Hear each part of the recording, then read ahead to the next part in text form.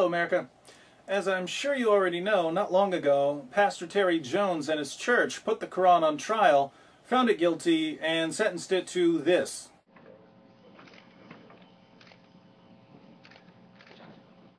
Now, I've said before that I'm against burning books and that I disagree with the actions of Pastor Jones, but that's the great thing about America. We're allowed to disagree. I can say, hey, Pastor Jones, I think book burning is backwards and barbaric. And he can say, too bad, these are desperate times. We're trying to make a point.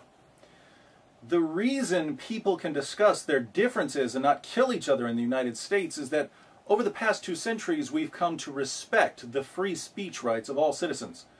In countries that haven't learned to respect certain basic freedoms, disagreements often lead to violence and bloodshed, as you can see from the deadly protests in Afghanistan.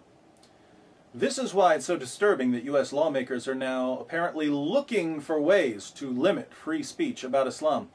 Senator Lindsey Graham recently said this. You know, I wish we could find some way to hold people accountable. Free speech is a great idea, but we're in a war. During World War II, you had limits on what you could say if it would inspire the enemy. Freedom of speech is a great idea, but not if it might lead to problems. As the mighty Patrick Henry said, give me liberty so long as it doesn't offend Muslims. Anytime we can push back here in America against actions like this that put our troops at risk, we ought to do it. The government needs to push back against free speech. Let me see if I've got this straight. The U.S. military and its allies are engaged in Operation Enduring Freedom in Afghanistan. One of the goals of this mission is to bring a lasting democracy to the Afghan people. Let's face it, we're trying to make Afghanistan more like the West, at least in terms of minority rights, women's rights, and so on. But according to Senator Graham, in order to make Afghanistan more like America, we have to make America more like Afghanistan. If we want to win Operation Enduring Freedom over there, we need to start Operation Enduring Sharia over here. Yes, if you want victory over the Taliban, just let the Taliban revise the Bill of Rights. Some people are worried that Senator Graham's plan, if successful, would be the beginning of Sharia in the United States. I hate to be the one to inform everyone, but we've already got Sharia in the United States. And no, I'm not talking about Dearborn, Michigan, where Judge Mark Summers and Judge Michael J. Callahan have ruled that police have probable cause to arrest a Christian, even if the Christian hasn't committed a crime and hasn't been accused of committing a crime. The Fourth Amendment no longer protects Christians from illegal search and seizure in the city of Dearborn. But right now I'm not talking about a single city. Sharia has already replaced part of the Bill of Rights of the U.S. Constitution. Sounds crazy, right? It would sound crazy to me too if I didn't know what I'm about to say. Let's look at a few video clips. Here's Secretary of State Hillary Clinton condemning Quran burning while speaking at a Muslim iftar dinner during Ramadan. I am heartened by the clear, unequivocal condemnation of this disrespectful, disgraceful act. According to President Obama, God is against burning the Quran, and if you pray about it, the angels will tell you. And he says he's praying on it. Yeah, I hope he listens to those better angels. A few days ago, General David Petraeus, commander of the U.S. forces in Afghanistan, condemned Pastor Jones for burning the Holy Quran. We condemn the action of an individual in the United States who burned a Holy Quran.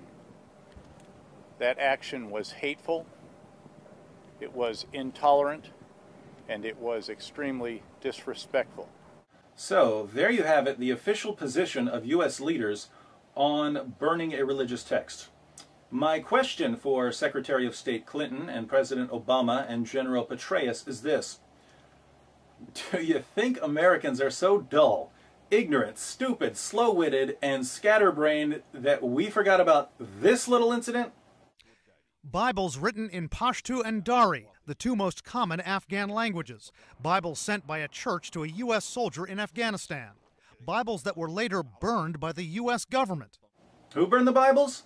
A bunch of Muslim radicals? Burned by the U.S. government. Who? A toothless hillbilly straight out of Deliverance? Burned by the U.S. government. The U.S. government? The U.S. government. But I thought only racist, intolerant bigots burned holy books. That's what I've been repeatedly told by the same government that burned these Bibles. It was their best judgment at the time. The best way to deal with it was to destroy them. And I understand that they were burned. Why would the U.S. government burn Bibles? The leadership confiscated these Bibles so they could not be distributed here in Afghanistan. I don't get it. Wouldn't the Muslims of Afghanistan welcome Christian evangelists with open arms on account of Islam being so peaceful and such? A U.S. military spokesman tells CNN that kind of religious outreach could have provoked a violent backlash against Americans in this devoutly Muslim nation. Interesting. You don't burn the Quran, because if you do, Muslims might go on a killing spree. But you do burn the Bible, because if you don't, Muslims might go on a killing spree. Islam has a proud tradition of tolerance. But why burn the Bibles? The decision was made to throw the Bibles away, and in war zones, U.S. troops are required to burn their trash. Ah, now I understand. You had to burn the Bibles because it's military policy to burn garbage. Would you like to know what the military's policy is when it comes to the Quran? I have here a copy of a Department of Defense memorandum distributed at Gitmo, explaining how U.S. soldiers are to handle the Quran if they absolutely must touch a copy. Check out the highlighted portion. Clean gloves will be put on in full view of the detainees prior to handling. 2 hands will be used at all times when handling the Quran in manner signaling respect and reverence. Care should be used so that the right hand is the primary one used to manipulate any part of the Quran due to the cultural association with the left hand. Handle the Quran as if it were a fragile piece of delicate art. The Holy Quran, the Holy Quran, the Holy Quran. According to U.S. government policy, you must handle the Quran with respect and reverence, as if it were a delicate piece of art. But feel free to burn the Bible, because that's just what you do with garbage. If you burn the Quran, the government will condemn your actions. If you burn the Bible, hey, had to be done. What's this mean?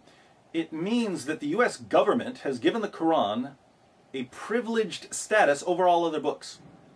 They say it's wrong to burn religious texts, but their actions show they really only care about one religious text.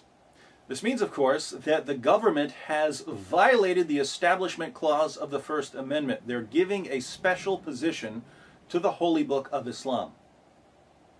And what has replaced the Establishment Clause? How about Surah 9, verse 33? The Holy Quran teaches that it is He who has sent His messenger, Muhammad, with guidance and the religion of truth, Islam, to make it superior over all religions, even though the mushrikun, polytheists, pagans, idolaters, disbelievers in the oneness of Allah, hate it. If you have a Quran, you might want to read this verse in context. Verse 29 commands Muslims to fight those who do not believe in Allah. Verse 30 condemns Christians and Jews and calls for our destruction. Verse 31 claims that Christians and Jews have abandoned pure monotheism. Verse 32 says that unbelievers try in vain to put out Allah's light. And finally, verse 33 declares that Allah will make Islam superior to all other religions. So our leaders are giving Islam the special treatment it demands. A holy Quran, a holy Quran, a holy Quran. This is why, even though the vast majority of religiously motivated hate crimes in the U.S. are directed against Jews, we're having hearings on anti-Muslim bigotry. Why are Muslims more important than Jews? Surah 3, verse 110 says to Muslims, the Holy Quran tells us, you are the best of peoples ever raised up for mankind. Muslims are the best people in the world. But who are the worst people in the world? Jews, Christians, and other non-Muslims. Surah 98, verse 6. As the Holy Quran tells us, verily, those who disbelieve in the religion of Islam, the Quran, and Prophet Muhammad, from among the people of the Scripture, Jews and Christians, and al-mushrikun will abide in the fire of hell. They are the worst of creatures. We're the worst of creatures. Muslims are the best of peoples. That's what this book says, and it's obviously the official position of the U.S. government. Oh, I'm sorry. Should I be using my right hand, President Obama? I don't want the FBI kicking down my door. And I consider it part of my responsibility as President of the United States to fight against negative stereotypes of Islam wherever they appear. What Senator Graham is suggesting then isn't that we introduce Sharia into America. We've already done that. He's telling us we should find ways to expand the domain of Sharia. Come on, folks, it's already replaced part of the First Amendment. Why not finish the project and take out the free speech clause too? So, after fighting for our independence from Britain and vowing in the preamble of the Constitution that we would secure the blessings of liberty to ourselves and our posterity, after enduring a bloody war to end slavery and marching for women's rights, after defeating the Nazis and quarantining communism, America dies a quiet death under the knife of political correctness, leaving us with a strange, heterogeneous mixture of dwindling American greatness and Islamic supremacism. It's a brave new world, my friends. Welcome to Sharia America, where becoming a dhimmi is a citizen's duty. Unless, of course, we decide to fight the power.